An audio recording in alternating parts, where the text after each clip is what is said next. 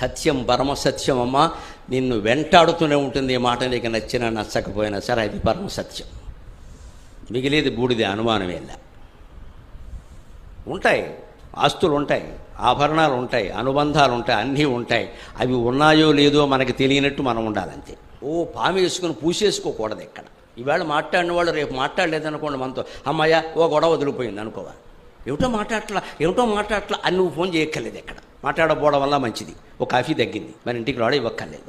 అందరినీ పిలిచి మన పిలవలేదు అనుకోండి, అంతకంటే సన్మానం లేదు, మళ్ళీ ఎవరింటికి వెళ్ళక్కర్లేదు. అందరినీ పిలిచారు ఊళ్ళో, నన్ను ఎందుకు పిలవలేదు, ఎందుకు ఇంత బాధ? ఈ నేననేది మర్చిపోలేకపోవడం. వాడు పిలవలేదు అంటే మనకు గంట సమయం కలిసి వచ్చింది, మనం ధ్యానం చేసుకోవచ్చు, జపం చేసుకోవచ్చు, మంచి పుస్తకం చదువుకోవచ్చు. పైగా ఇంకో సౌకర్యం ఉంది ఇందులో, నేను ఎవరైనా పిలవకపోతే బంధువులు నేను ఆనందిస్తా, ఎందుకంటే వాళ్ళని నేను కూడా పిలవక్కల్లా. నువ్వు పిలవలేదుగా, నేను పిలవలేదు, అయిపోయింది. నీ ఇంటికి రానందుకు నాకు సమయం కలిసి వచ్చింది, నువ్వు నా ఇంటికి రానందుకు డబ్బులు కూడా కలిసి వచ్చాయి, నీకు ఆతిథ్యం ఇవ్వక్కల్లా.